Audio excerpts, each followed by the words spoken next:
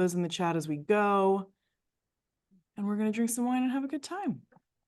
I love all the familiar faces. So good to see you guys. Yes. And thanks for sticking with us on the virtual preview. I think this is our 10th one. I bet it is. Virtual preview. Yep. It is. Well, we really like it. It's nice, especially since most of you don't live close enough to just run in, you can't pop by on your way home or whatever. And so it's a nice way that we get to see you all. So thank you for being here. Most people probably know how this is going to go better than I do. Yes. That is accurate. Yeah, I think that's very likely. Very likely. All right. Well, it's just a few more seconds and then we'll get into it. I should point out you're getting a great view of our vineyard manager's back as he drives up. I think that's probably block 4. It looks like that is block 4. I believe that's Mourvedre. You can tell by the Yes. vertical behavior of the shoots on those vines. You called it. Bob does not approve of my photo choice. He thinks vineyard manager's face should be in it, which would be ideal. But you know what? We work with what we got.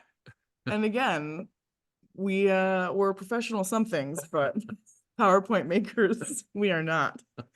All right, let's get going. Hi, everybody.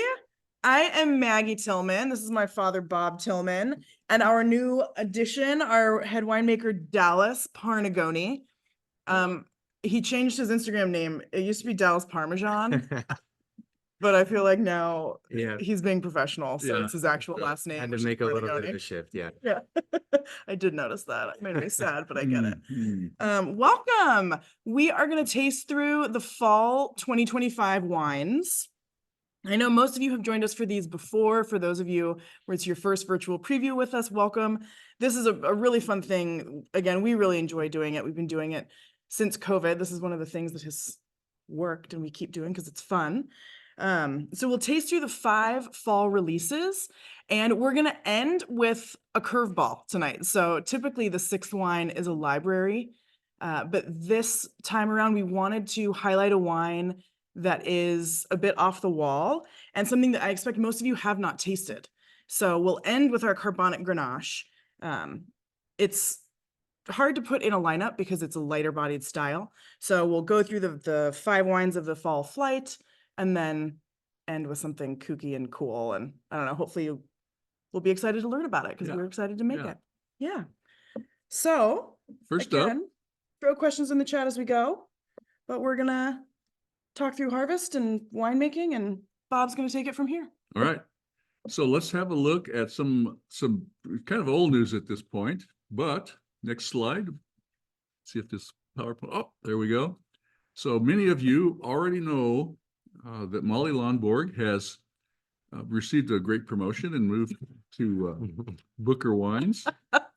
I would like to think of it as, it's another additional wonderful opportunity. There you go. It is also a promotion, but it's, exactly what I meant to say.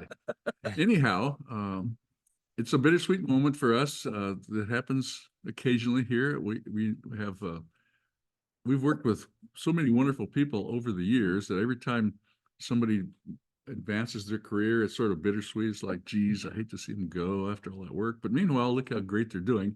Molly has done great for us. The last 5 years made the wines, and the wines we're tasting today are her work. And by the by, I took a moment to think of, just kind of go back through all the people that have worked here over the years.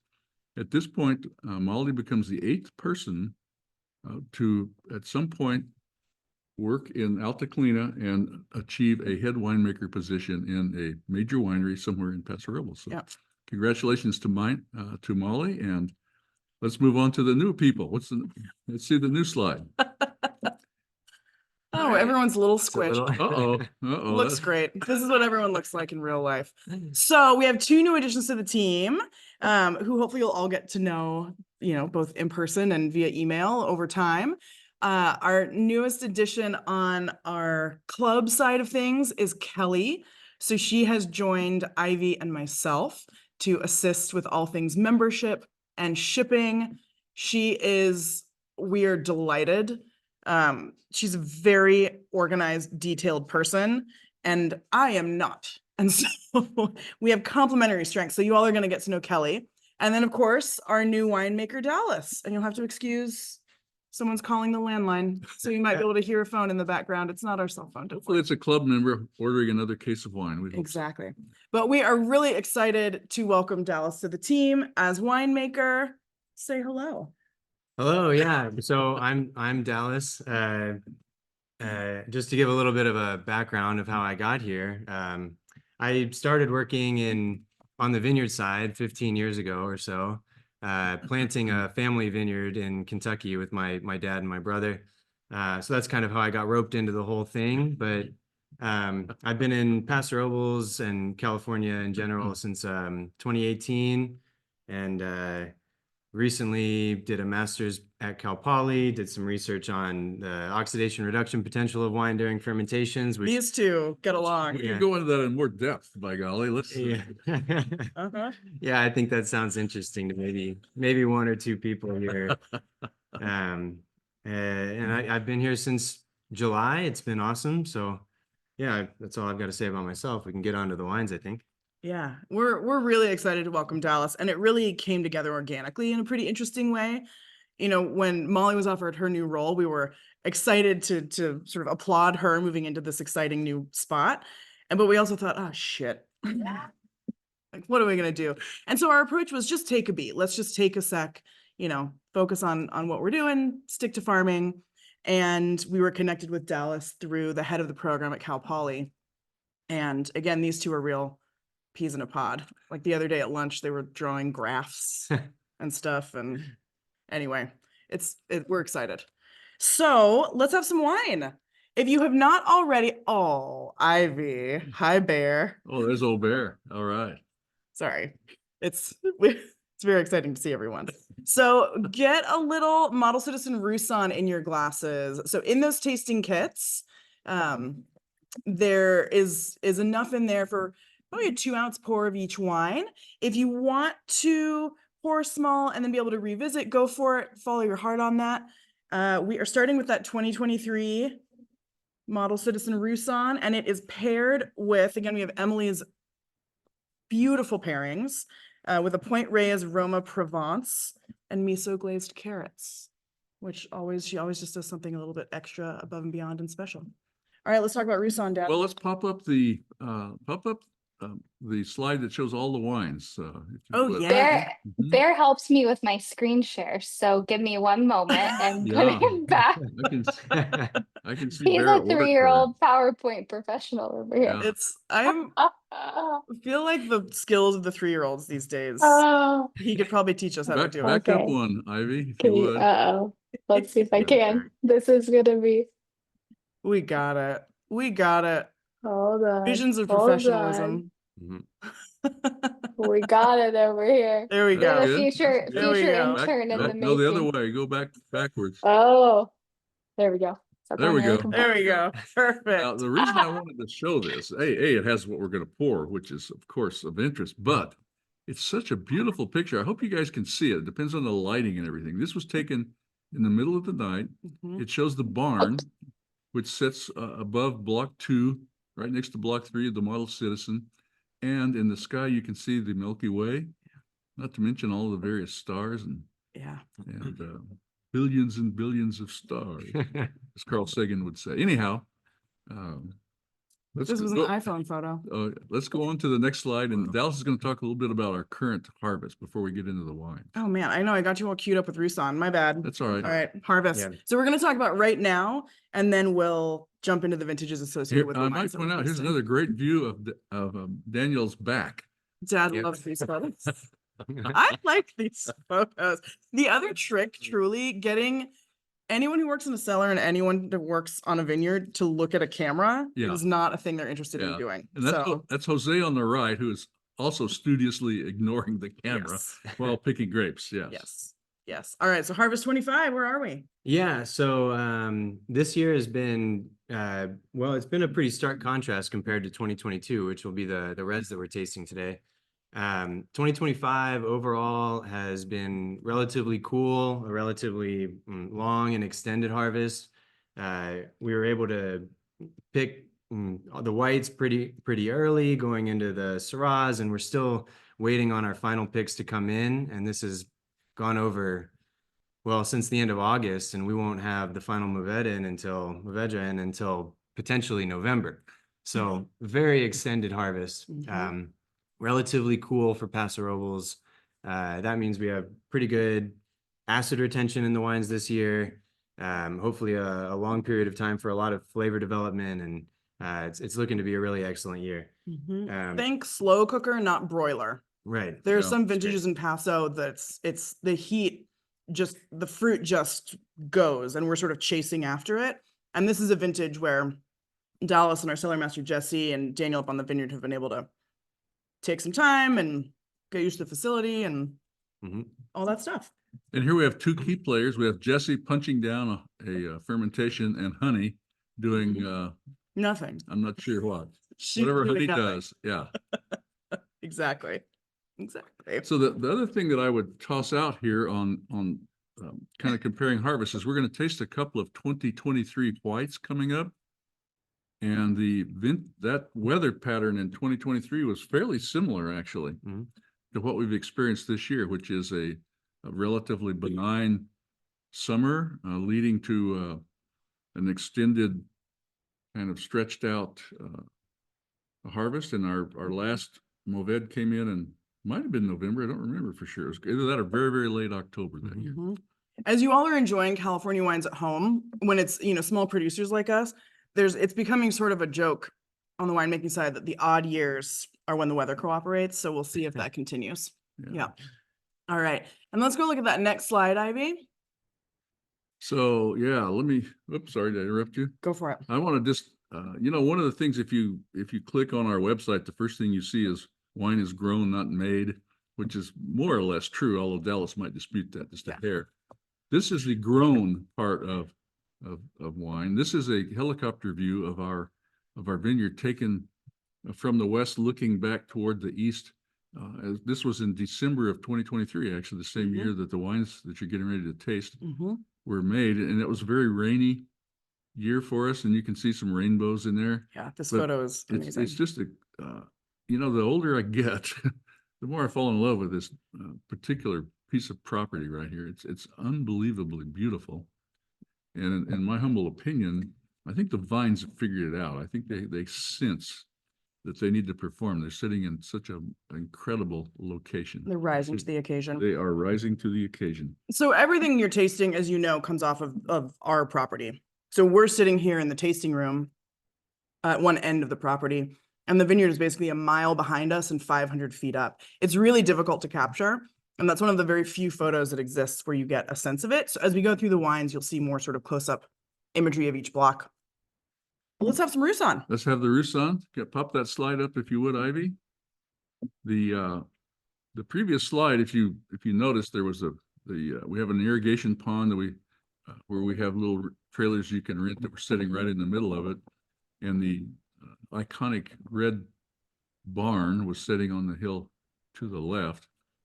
And this slide comes there we up, go. In a moment. we'll show you Getting that. there. Thinking. It's a good thing there's alcohol involved in this, you guys. There we are. Yeah. So there's a view of the iconic barn. Now, I should point out that behind the barn, you see another vineyard. That's actually literally, I don't know, quarter of a mile, half a mile away. There's a canyon that lies between that back vineyard and the barn. And right at the bottom of that canyon is where we are sitting right now. So the winery is nestled down below. The Roussanne grows where that arrow is. It's a east-facing slope, actually. So it gets the morning sun, and the afternoon sun is truncated by just the angle of incidence there. And we call it the model citizen. I don't know if you can see it in this picture, but if you glance right below where it says miso glazed carrots, you see a lot of little white dots dotted around there. Those are grow tubes, which tells you that particular block 4 had been replanted a couple of years prior. Little baby vines in Little there. baby vines. And then if you look above it toward the barn, you can see a few more white dots around in there, just a few. If you look in the model citizen, you do not see a white dot. No. And that tells you that those vines are the original vines as planted. We've had absolutely no loss of vines, no disease, no problem. Thus, model citizen. And then Roussanne. So Roussanne is just a rich, wonderful wine that the phrase is often, it's the red wine drinker's white wine. Yeah. It's big, it has texture. It actually needs time to develop. This is still really young. We bottled it in January of this year. Yeah. Uh, So you have the option to lay this one down if you want to, and it develops these beautiful sort of honeyed notes over time, but don't think sugar, don't think sweetness. It's that sort of warm, cozy, honeyed vibe. And both of the whites that we released going into the fall, it's on purpose that we release in this time of year because the Roussanne and the Marsanne both go really beautifully with cozy food. You know, the type of stuff that you're going to cook in the fall and winter. You know, it's like the two things I always think of with really Roussanne and Marsanne. It's things like a brown butter poached scallop. I just really love scallops. My dad doesn't, which is an oversight, but that's okay. So things that aren't necessarily heavy, maybe a butternut squash soup, you know, these sort of roasted veggies, things that aren't necessarily intense and heavy foods, but they have richness and they have, you know, sort of cozy spices and that kind of thing.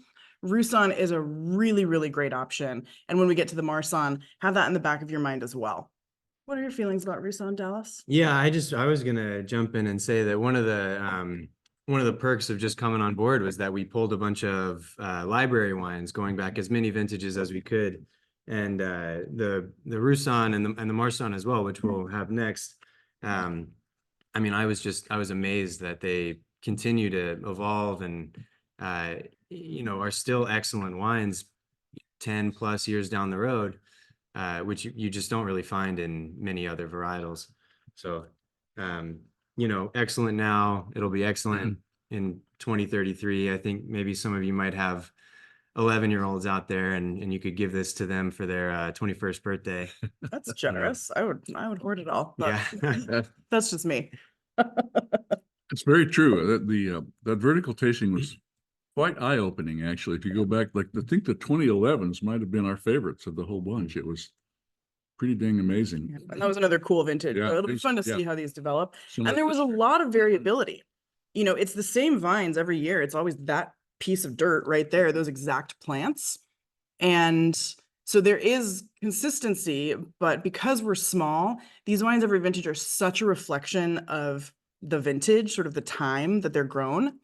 And so doing these 10-year verticals, when you're tasting, you know, every vintage of this wine that's ever existed, and then we go back and look at our notes, which honestly, then I keep the notes and they're not very good, but every vintage, you know, maybe it was a cold year, maybe there was a late frost, maybe there was a heat spike, maybe there was rain at a weird time, and seeing those reflected in the wines is so cool, knowing that it is the same plants doing their thing. Yeah. Model Citizen Roussanne. Let's get into some Cheers. Marsanne. All right, sip that on down. Mm. All right, we're gonna get into Let's go to the Marsanne. Claudia Before Cuvée. you switch, I wanted to note we don't have a lot of Model Citizen this year, and I know some of you who I'm looking at right now really love it. So just an IB note that if you like it and you'd like it for the holidays, it might be a good idea to go ahead and get what you want by customizing your order. This is a good Thank you, time Ivy. for it. Yes. All right, wine number Pass the 2. Marsanne over, please. So we are going from Model Once you're poured. Citizen to Claudia Cuvée. So this photo is on the other hill. Oh, this is the Roussanne. Oh, Oh, it's always have more of that. That's fine. I'll get in on the Marsanne in a sec. So when we're looking at that photo with the rainbow, there were the 2 hills, right? And so everything is coming off of these different exposures. The Roussanne is over here on this hill. All of the other white wines are over here on this hill. And Marsanne is one of 3 whites planted right next to each other on this sort of way back section. And as you get into this, you're also going to enjoy it with the Humboldt fog and the zucchini butter, which again, this to me is such a perfect example of why Emily is really good at it, because who thinks of zucchini butter? I would never. I'm delighted. And Claudia Cuvée, this wine holds a place for us in particular. And for some of you who have tasted with us for years and know these wines well, you know this. Claudia is my grandmother. That is Dad's mom. And she only drank brown liquor and white wine and water, probably, and coffee. I think But- she leant toward brown liquor actually, but Yeah. truth be known. She'd pour a glass of white wine here and there. So our very first vintage of producing white wines was 2008. And we made a blend of all 4 of the white wine grapes that we grew at the time. So it was mostly Marsanne, but there was some Roussanne, Viognier, and Grenache Blanc in there also. And we called it Claudia Cuvee. We figured first vintage of white, grandma will get dibs on this. And as it's evolved over time, it's become more or less a standalone Marsanne. There's a little Roussanne blended in here, but Marsanne is really what shines in this wine.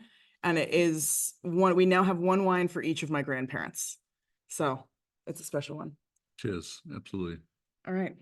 What do you like about it, Dad? Well, you misquoted me a moment ago Oh, because my favorite pairing with this uh-huh. is scallops sauteed in butter, actually. Oh, Oh, I think it's like a perfect pairing. hated a scallop. I take it was back. Clams. I'm not a clam person. Okay, or Mm. sushi. We draw the line at Yeah, sushi as yeah. well. Well, I've Yeah. tried sushi, but I've grown out of it. Let's Yeah. At any rate, please enjoy it. It's a terrific wine, and it's another one that buy a few bottles and stick a few away and try them in a Mhm. year or 2 years, and you'll see. The aromatics will just grow and grow and grow on the wine. Mhm. yeah, it's amazing right now. We've got our final pick of Marsanne just finishing fermentation right now for 2025, and there are so many similar aromatics Mhm. between the two, and just seeing where that one might land 2 years from now, I think is really, really cool. Yeah. Which actually brings up the point that I think maybe it's interesting for a lot of people that we this year and in the previous years as well have been splitting much of the white picks into 3 separate picks. So you have you're building complexity there with early picks kind of maintaining a little bit of acidity, and getting into the later picks, you tend to get potentially more aromatics, more of these floral sort of notes that you get out of this one, or at least I get out of this one. So I don't know. I think that's when you have the opportunity, when you have an estate vineyard like this and you can do things like that, it's it really can set you apart. And I think this is an awesome example of that. Yeah. It's Well said, Dallas. Yeah. the power of being a state is really sort of can't be Yeah. overstated with Yeah. something like that. We can do whatever we want. We can be as high maintenance as we want. We could do 1 giant pick. We could do 5 small picks. A piece of our business has always been selling grapes to other winemakers. And any of you could start a winery and call us and buy grapes and have someone make it and then sell it to us. And you wouldn't be able to say estate because it was purchased fruit. But, if one of our customers says, hey, we're going to buy however much Syrah and we want you to pick it 3 different times, we would just say no. Like it just isn't, Yeah. it isn't practical just from a logistics standpoint. But again, we're here. We live here. We're here every day. We're able to run up the hill and pick really as often as we want, which is a really powerful sort of winemaking tool, I guess. When you're starting with the ingredients that you can build the perfect wine out of, it's cool. And I'm going to jump in here with a little inside vineyardology for you. Uh-oh. Take a look at this picture. You see the arrow that points over to the Marsanne block. The arrow starts in the old 900 block and swoops over the Mourvedre block, but there's a road between those two. Do you see that road? And you notice it's got a black stripe running down the middle of it. That black stripe is something cool that we just dreamed up. So for many years, when we bring our wine in, we end up with stems and skins after we finish the fermentation process, and we've always carried them up to that there's a dirt spot kind of in the middle of that picture up there, bald spot, and we always used to compost it. And you take everything we have and compost it, and it ends up in about I don't know. It's not that big a pile. It's like a tiny pile. It's like useless. So we have this new scheme where when we By have we stems, mean Bob. This is entirely Bob. when we have skins and when we have stems left over from the winemaking process, we carry them up in a dump trailer and we carefully spread them down the middle of that road. You see those piles right there? And then once the season's kind of passed, we go and rake them out. And it's incredible what it's done to that road in terms of it stopped all the dust that we used to have to worry about. And we get a little cover crop that sprouts up in there. It's like a magical thing. At any rate, inside viticulture knowledge for you. Yes, and anything that makes the soil happier, Bob is into it. And so this Bob is one and, of the many schemes. Bob and Dallas, can you speak to the surly aging on the Marsanne and Roussanne? All yours. Yeah. So I saw a question pop up asking. Eyes. Yeah, barely. I can barely get that question. There's Oh, the God. text boxes there, but yeah, the Marsanne and the Roussanne are both on lees for. Let me think about this. We have about a nearly a 2 year, generally a year and a half to 2 years on lees. Is that right? Yeah. A year and a half. It would be like from October to October December. out again. So Like 14 months. yeah. So that's giving it enough time that the lees, the cells will actually start breaking open and releasing their contents, I guess you could say, which is really where you get much of the sort of building of the mouthfeel and textural components that you get out of aging on the lees. For those of you that don't know, the lees are technically dead yeast cells that are, yeast is what does the fermentation, and then at the end they all die off when there's no sugar left and it's full of alcohol, and they fall to the bottom of the barrel, and you have a layer of solids. So when we talk about lees aging, it's keeping those solids there and not alternatively removing the liquid off of those solids, and then you have a cleaner aging, which, well, you may want for certain varietals or certain applications, but for these types of wines where we want something ageable and relatively full bodied for white wines, the lees aging is a big winner. Yeah, the lees, it's the gunk at the bottom. Good question. Very While good it's question. fermenting, it sort of, there's a little sort of churn while fermentation is happening. So the liquid itself looks cloudy. And then when, as Dallas explained, once fermentation's over, it basically sort of settles out over time. And so you have a clear wine. And then at the bottom, you have those lees. And there's cool things that happen because of science, which thankfully they're here. I do not have to speak to it. All right, let's go on to the next Should we get into some reds? We're going to reds. We have the Sun worshiper.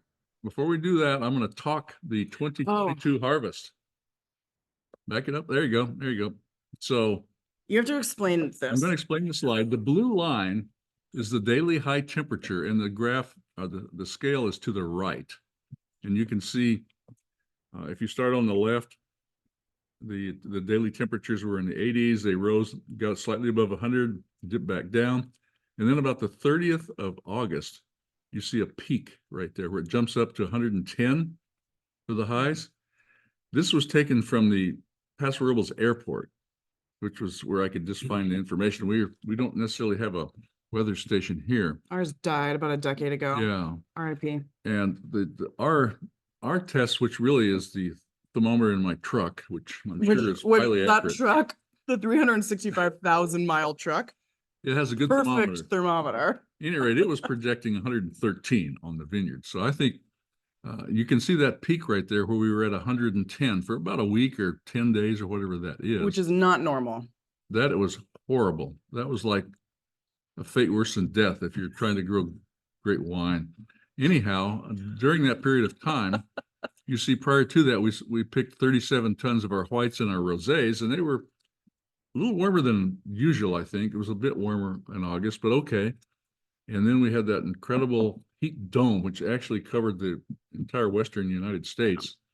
And during that period of time, we were forced to pick our Syrah because it was raisioning as the hours went by. Mm-hmm. And then once through that, you can see it plummeted down. Like the high one day was in the 60s. And then quite a delay, some 3 weeks, maybe even 4. Finally, the Grenache and Mourvedre came in that year. So the orange spikes are when we're picking. The orange are when we pick. That's Okay. tonnage. That's on the left-hand Okay. scale. Thank you, Madge. Yeah. So looking at this, basically what that tells you is when it's really hot, especially when it's really hot everywhere, every grower everywhere was like, we have to pick yesterday. Yeah, tonight. Yeah. Yes. And so those can be really challenging, not just because the weather is not in our favor, but there's just logistical realities. So a vintage like 2025, where it's this low and slow, we're picking maybe once a week, maybe once every 2 weeks. You know, we've got plenty of tank space to literally hold the fermentations in the winery. The crew can sleep sometimes. You know, these are overnight picks. And on a vintage like this, when everyone is like, we must harvest right now because what's on the vine is basically getting damaged by virtue of it being so hot, you not only run into, can we get humans? Are there any crews available first? Second, do we have anywhere to put these grapes? And so in 2022, we had to borrow bins from a friend who works with varieties that had already come in. So he was at a different stage of harvest. So we had to borrow vessels to literally hold these fermentations because we ran out of room. There was nothing else to hold liquid in the building. And so I swear every vintage there is something. So this year it's going to be that it was cold. This year it's that it was cold. In 2020, it was that there was smoke. In 2022, it was this heat dome.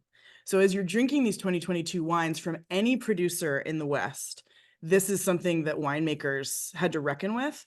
And I really think that vintages like this are the ones that really show you who are the great winemakers, because it's incredibly challenging.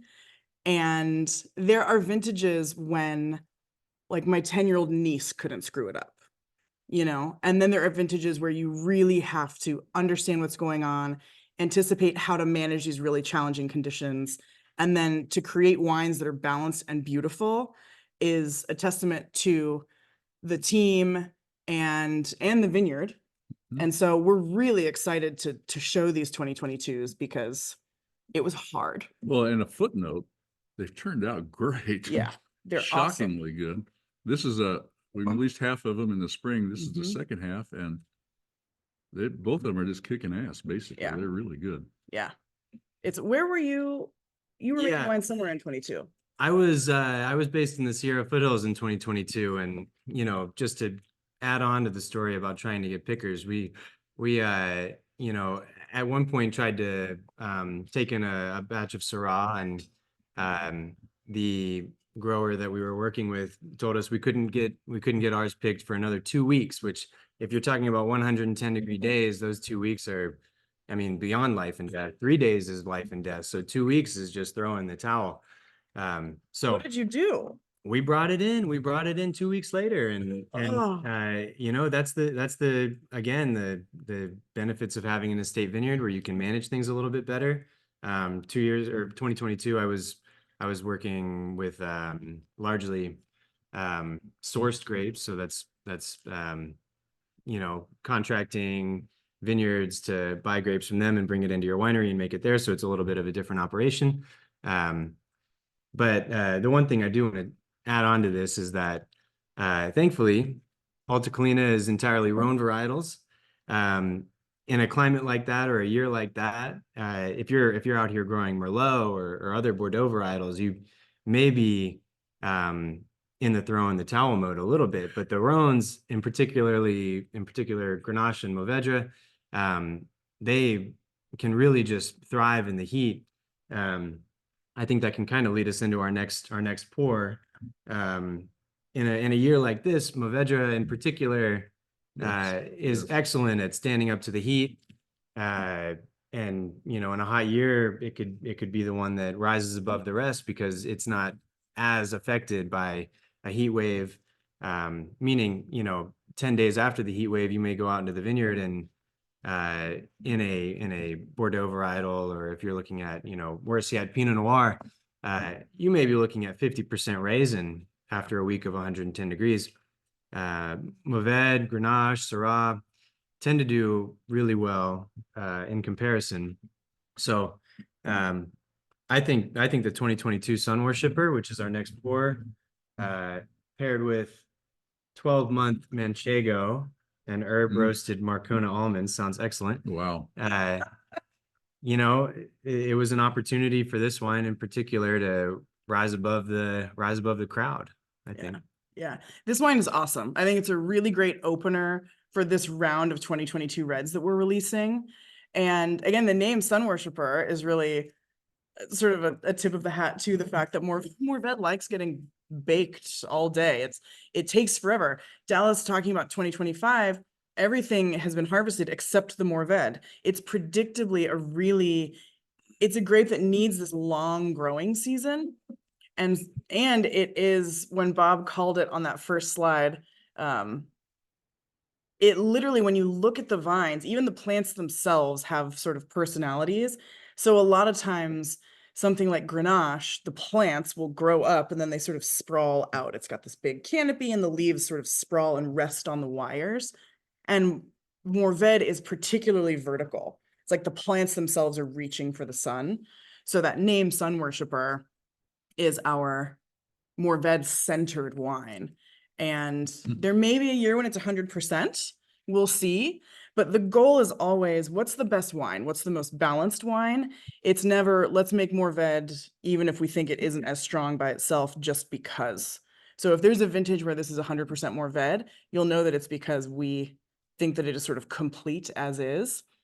And most vintages, Sun Worshipper is going to be mostly Mourvedre with some Syrah to bring the components that the Mourvedre naturally lacks, I would say. That was a lot of words. I would add two things to that. This pairing is killing it. I hope you guys are enjoying that. And the second thing is, look at that picture. Look how pretty that is. My gosh. It's a very beautiful vineyard. It is awesome. There's no denying it. Yeah. This photo was taken about 2 months ago with someone with a drone. Mhm. And one thing, next time you all are visiting us, you are welcome to bring a drone if that's a thing that you find fun, but be warned that my dog will eat it. She will bite it from the sky, which has happened. Anyway. We had a comment just pop up that asked if they can move in. It's, you know what? We have trailers down We at the do. pond. Yeah, you can be long-term campers. Love it. Love Yeah. it.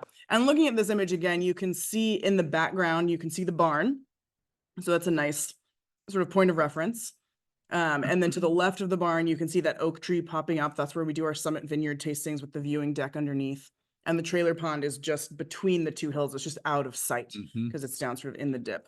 I Okay. cannot believe you can read. Yeah, you The got good eyes. computer is about 7 feet away. And the That's just comments, about that big. Yeah. no chance. Love it. I love it. Congratulations. Thank you. I can't hear anything, but the eyes are still good. Wow. Wow. By the way, Dallas is the youngest member of staff here. I should point that out. Are you happy that we're telling everyone that? Yeah. So good. Yeah. So okay. good. All right, Ivy. Let's talk toasted slope. There you go. Nope. Oh no. What's going on there? My drawing got messed up. Something got messed up in this picture. Okay, well, the slide, ignore, this is a PowerPoint fail. Don't worry about it. Where that weird drawing, that weird line It's supposed to be around the is toasted supposed slope, to be which on it's the not. section, basically from the barn to the tree. That is toasted slope. Anyhow, let's not worry about that. Mm-mm. Let's get some in our glass. Also, that's one thing. Where are you guys? How's the pace? Are we rushing you or are we good? Okay, I saw some thumbs up. Perfect. And keep throwing questions in the chat as we go. Pass that over. That is one thing with these that's hard to tell is if you guys have a lot of wine in your glass or little wine in your glass. We never want to. Oh, Jared, hi. I'm glad we could get you that very last kit. That worked out. Love it. Ah, I could read that. Yeah. Eyeballs. Okay. All Okay, right. toasted slope. Just poured it in a glass. Wow. It has got some serious color to it and serious flavor and aroma too. Really amazing. So each year, we make the two Syrahs. We make the old 900 and we make the toasted slope, and they differ in various geography and colonal content and so forth. And it's always kind of a horse race. Which one is going to be the big one that year? Who's going to outdo the other? And there's a great deal of debate, as you might imagine. And it depends on the day a little bit too. It does. And so we've been pouring them side by side here in the tasting room for a month, maybe 6 weeks or something like that. So we have an informal vote at this point, and I don't know, we're not totaling it up, so I just give you my opinion. My sense is that the old 900 has been edging out the toasted slope. And I think the reason is that toasted slope is actually a little bit bigger one this year. It's got a little more power, a little more extraction, a little more weight, and also a touch more tannins. And I think that one of the key aspects of the 2022 vintage is the tannins. You know, our vineyard can produce tannins like there's no tomorrow, and tannins are that drying aftertaste, sort of an thing, almost the grittiness stringency. on your teeth, on the roof of your mouth. Right. You get it in black, like a black tea as well. Yeah. So one of the key winemaking techniques is to try and manage those tannins. And I think in the heat of that year, I think just roasted the damn tannins as far as where they went. If we measure them, we have the ability to do chemical measurement of them, and they're there, but they don't affect your taste very much. And I think that's something to do with the heat twisting them around and messing them up in some way. It's one of the things I'm always amazed. This is why I'm not a winemaker. The wine would be bad if I made it. So thankfully I don't. But you know, when you think about sort of the ingredients of wine, like the sensory ingredients, there's body, you know, does it feel sort of heavy in your mouth, or is it light? Does it feel more like drinking whole milk texturally or a glass of water? The tannin is a component. Acidity can be a component. Sugar, if it's there or if it's not, can be a component. All of these things have to fit together. And winemakers, it's like chefs, where they can like picture it in their head. They can taste it in their head and sort of project forward of how these components will work together. So for cooking, it's salt, fat, acid, heat. For wine, it's different. It'll be sort of tannin, sugar. I'm making this up. It's not great. I'm going to work on that. But I would love for you, like, how do you do that? Yeah.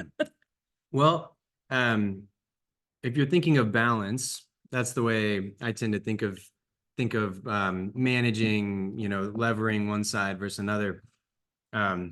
The things that you're generally looking at, if you're going to make a comparison to salt, fat, acid, heat, would be the fruit component. So that's largely aromatics, the oak component, alcohol, acidity, tannin, and if it's there, sugar.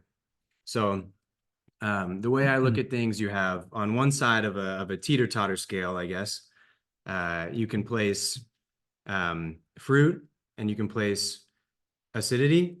On the other side, you may have tannin. You tend to use oak to balance out if one side is too far one way or the other. It can kind of take a place either way. And then alcohol, really. I've had this debate actually with a few people on which side that goes on. I'm on the side that it should be countering tannin, really, more or less, and general like body. If you have a wine that you've taken away, if you ever had a dealcoholized wine, that's an example. They tend to get the acidity jumps through too much. If it's a red wine, the tannins are just, you know, uncomfortable is the word I would use for it. So that's the scale that I use in the components in my own. And the way they interact can really change it. So you could have a really acidic wine, but if it's also sweet, then it might go down more easily than a really acidic wine that does not have any sugar. So again, winemakers, that is the set of skills that they have, and we are grateful for that, because I do not have them.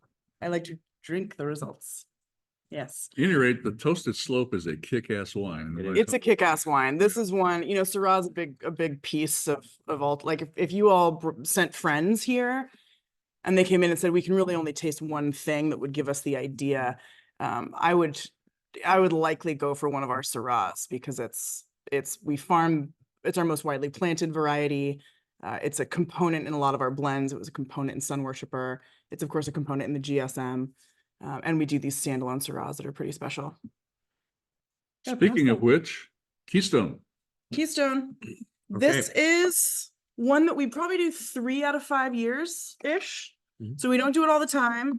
We only made 105 cases. This is another one. It will be it'll be more or less sold out at release. So as you're tasting this and working on your customizations on fall shipment, keep that in mind, particularly on the whites and the Keystone. It is wise to do that sooner. Yeah. So paired with the mini brie savory s'mores, another unbelievably thought out. It sounds excellent. Yeah. So in preparation for this, I did a little investigation on the particular barrels that were used for this, because that's really what sets Keystone apart from the other Syrahs that we make. Keystone is an American oak aged wine. So in the world of barrels, you have European oak, which is 2 species of oak pretty much interplanted across all European oak orchards, I guess would be the word. Yeah. And then there's Quercus alba, which is the American oak. It tends to have higher levels of what we call whiskey lactones. That's It's called whiskey lactose. they're called whiskey lactones. That's That is literal. Okay. yeah, it's literal. So those are typically coconut flavors, sometimes raw wood or dill or other things that I found listed. American oak tends to have slightly more of an oak flavored impact than a French oak or a Hungarian oak would. And these barrels in particular that were used on this are also toasted head barrels. So most barrels, maybe I would say 95%, they leave the faces of the barrels, we call them the heads, untoasted. There's like the flat parts at the end. And that's actually 25% of the surface area that's in contact with the wine. So, you have this wine, it's American oak, they're in barrels that are all toasted heads as well, gives you a boosted 25%. And that gives you the Keystone. Yeah, Keystone's very specific in terms of those aromatics. And American oak, the very first vintage we ever did it, we learned very quickly in the tasting when we were pouring it that for folks who didn't know the wines, we learned to leave out the American oak part until after they had tasted it. I think tradition plays such a role in wine, and we think sort of French oak equals quality, classic, tradition, the best stuff. And American oak is super cool, super different. It's way cheaper, so that's fun. That's how we got started, truth be known. Yes, 07 was our first vintage. So in 08, we tried American oak. Yeah, in 08, when we were paying barrel bills for the second time, Bob thought we should just investigate American oak. Like, let's just see what this does. And there are some incredibly iconic wines that it's not necessarily part of the marketing, but it is known that part of that kind of recipe is American oak. So like Silver Oak, as an example, that's a well-known wine. It's a high-end wine. It's, incredibly well made. And American oak is a piece of what makes Silver Oak. And Spain uses a lot of American oak. And again, it's sort of a spice in the spice rack from a winemaking perspective. And it can just move aromatics in a different direction. This is not shy. This is a sort of a hedonistic, big, burly. It's a good call. Syrah, and that is on purpose. And the name Keystone is dorky. Well, the first year that I did this, I ordered the barrels from a Pennsylvania cooperage that was called Keystone Cooperage. Unfortunately, after the first year, they went out of the barrel business. They continued to supply staves, which are the 4.5 inch. Yeah, like the long, you make a barrel rounded. out of. Yeah. Well, I should add a footnote, Dallas. You're probably not aware of this, but not only is it American oak with toasted heads, but it's what they call U-stave. So along each stave, they've dadoed in a little square groove so that you've increased the surface area of oak present to the wine by, I don't know, probably 40% per stave. That's hilarious. Yeah. Yeah. So we really leaned in Well, with this figure barrel if you're purchase. going for American oak, let's get some oak in there. Yeah, Yeah. absolutely. So again, this is one that it's sort of pedal to the metal style, and it's super fun. And we do it most of the time, but not always. This wine is never submitted to a critic No. because they would pan it However, It tastes it great. sells like crazy. I love it. Yeah. Mhm. This we pour it for people and they're like, this is amazing. And then Mhm. you get into it and then you try to talk yourself back because American oak. Anyway. So before we get into the Carbonic Grenache, again, completely different stylistically. Wait a second. Oh, Another comment. On the pairings, yes. the MO is you take a sip of the wine, you try the cheese and associated goodie, and then you take another sip of the wine. Yeah. It's awesome. Yeah, it's amazing how much it'll change Mhm. between wine sips. It's Mhm. cool. Good pairings We are. should have led with that. I know. Kind Yeah. of late. Kind of late in the You game. know, Sorry. 45 minutes ago. Imagine we said that 45 minutes ago. So before we finish with our Carbonic Grenache, again, we're going from pedal to the metal to a much lighter style. So this is a good time if there's anything that you wanted to revisit. I would do that now, and then we'll get into this very, very geeky carbonic in a minute. How are Can I glasses? add? Oh yeah. Oh yes, do a glass show. I also wanted to say with the Keystone, we are running pretty low. So if you add it to your cart and you get any kind of error message, like you'd like to add more than the system is letting you, send me a note. I keep track of all of those things. Our new club email address is club@altaclina.com, or most of you have our texting number too. But we are running low on this. So if you like it, make sure you customize to include it. Mhm. I always get emails in January. Can I have more Keystone? And I always have to say no. So get it now if you want it for the holidays. Yeah, we're already getting the insufficient inventory warning from the software, so get in there. All right. So your little bottles, you can't see that this is sort of a funny bottle shape compared to our typical bottle shape. I don't know if my little thumbnail is too small. Hopefully you can tell. Whatever. So Carbonic Grenache, this is completely unrelated to anything else we do.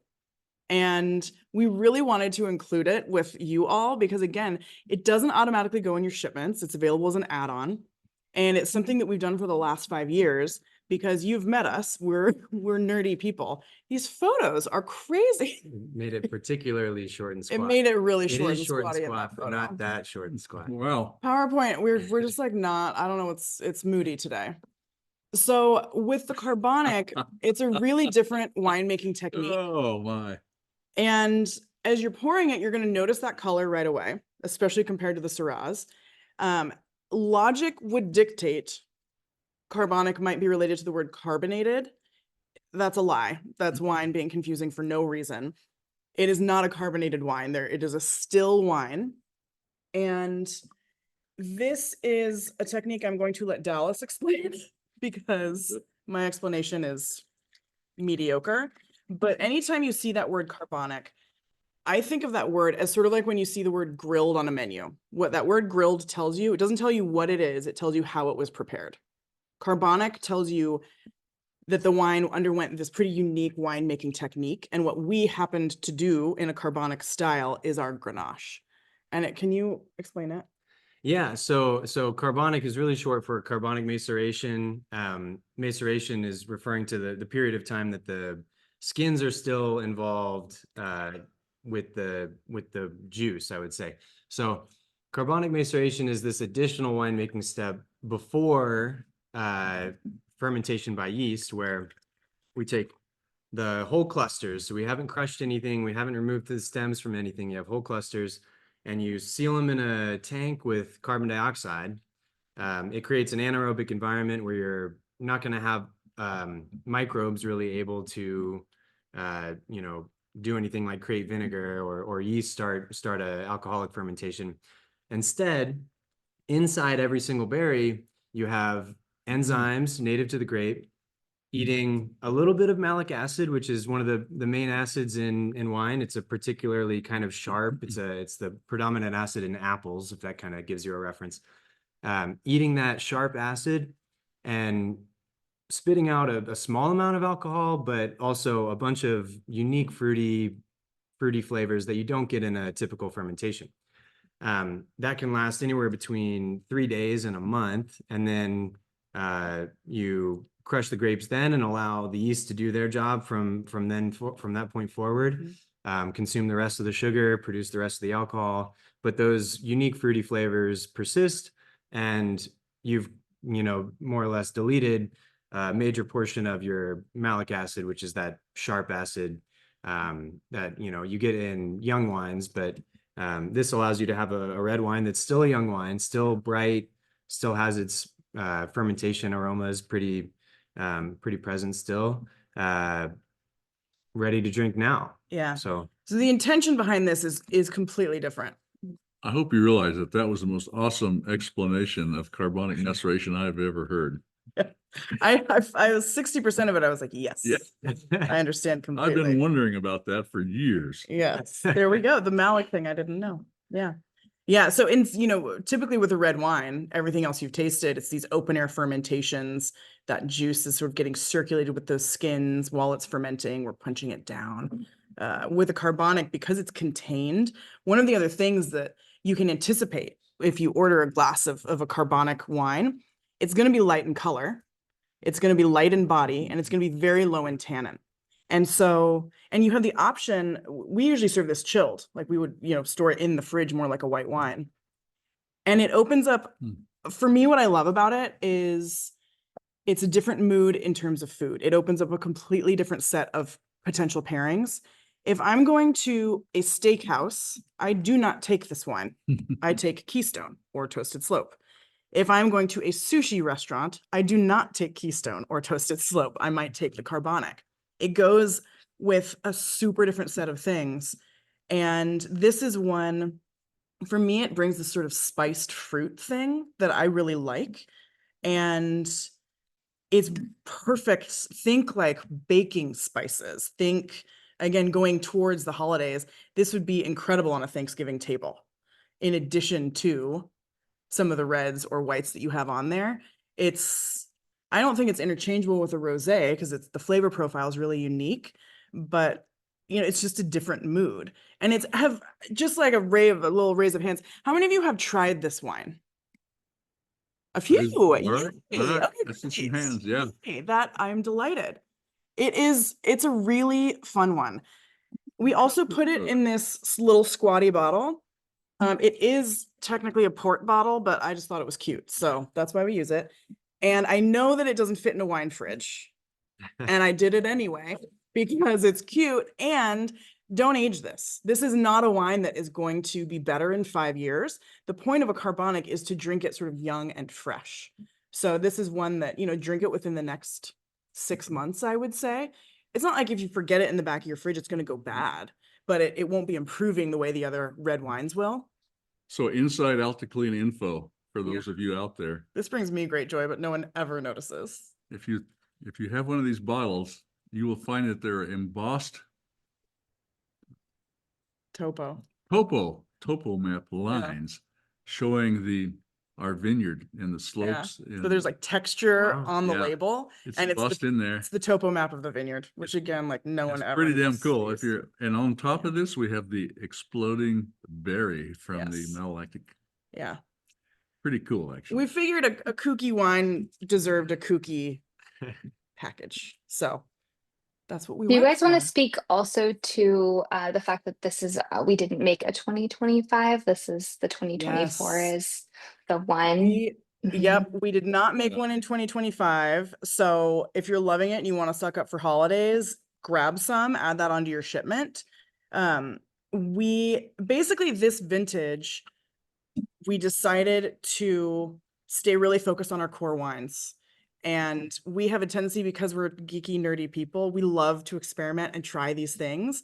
And we found ourselves like, I don't want to email you every 3 days. You know what I mean? It's too much. We felt like we just had too much going on. And so we decided to take a year off producing it. But the hope is to bring it back in the future. And I love this wine, and it's an oddball. In a couple weeks, I'm not looking at the time, I'm looking at the date that's on my watch. But in a couple weeks is sort of the carbonic, international sort of carbonic day. If you've ever encountered a Beaujolais Nouveau, there's one. There's See? a bottle. The little texture on the bottle. Yeah, you see those that makes topo me happy. lines? Yeah. Yes. Oh, sorry. So Beaujolais Nouveau It's made from Gamay, but those are all carbonics. So that's kind of the old world touch point. If you're interested in learning more about this style, and it's also, they're nerdy, geeky wines. If you're looking for them, you can find them. And there's a lot of really fun ones. We've been The having some third- really, oh, sorry, go ahead. I was gonna say, we've been having some really fun conversations with you guys. About a month and a half ago, we did a special, a 1-day special on our Drink Now wines. These are our wines that are open on our tables on Tuesday and on Yep. Saturday morning after a hike, or, I don't know, whatever. Brunch. Whenever you find yourself needing a little something and it's not a special occasion. But right now we have a mixed case Bob decided to bring back for the shipment, and it's 4 bottles of this Carbonic Grenache. I don't know if you've had our downslope red before. It's my go-to on a weeknight. It's an amazing GSM style blend. The blend changes every year. Same fruit from our Alta Clina wines, but a $38 price point. And then 4 bottles of our Pet Nap, which also wasn't made in 2025. So if you want to stock up, it's a really, really great deal with your membership discount. Yeah. And it Something has we wanted to this offer wine in to- it to as you well. guys this season. Yeah. So Yeah, it'll be I in your love- carts when you go to customize. So we're right at 6:30. It's we don't want to take up your whole evening, but we'll stay on for a few minutes and keep sipping ourselves. If folks want to come off mute in a few minutes, we'd be happy to say hi. Keep throwing those questions in the chat. Just thank you so much. We really love doing these. It's so nice to see you. We are always like, should we do the webinar? But that's weird because then we're just staring at ourselves. It's nice to actually see you all. And we hope that you are loving the wines. We're right in the middle of release. This season, for the first time, we're also giving you the option to basically ship it when you want. So if you do, if you're just like, whatever, do your thing, we'll ship it November 11th. But as you're in there customizing, rearranging, and adding on, there's the option to say ship it now, which will charge your card when you do it. And then we'll know to just get those wines packed up and shipped. So that's available. We figure receiving wine is sort of a hassle. We know that. And so if you're like, next week is a great time for me, click that button, we'll get the wines out. We're excited for you to get in there and enjoy. Thank you. Thank you for being here. Indeed. We Cheers. had a blast. Cheers. Cheers, everybody. Cheers. Cheers. Yeah. Cheers.